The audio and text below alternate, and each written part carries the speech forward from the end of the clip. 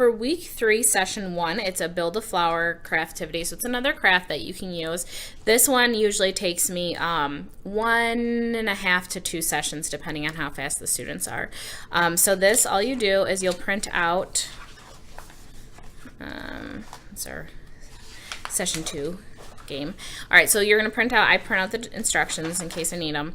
And then you'll print out, there's 2 separate sets for depending on if you're working on language or articulation. The articulation has the times next to it, so it'll say 7 times, 10 times, where the language ones, it just has a number and they're smaller amounts because the language tasks take longer than saying their words a certain amount of times.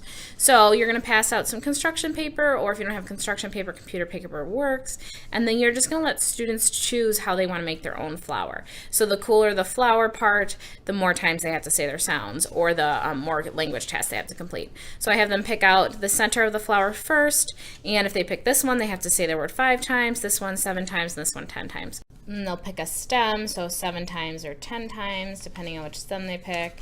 They pick their leaves. I usually have them pick 2 leaves, and then their petals. And you can have them pick, anywhere from 4 to 6 petals, depending on how many you want. Now, what I usually do is I'll print off a couple of these. You don't necessarily need one whole page of each set per student because they pick different ones that they want. But I usually have some extras just in case.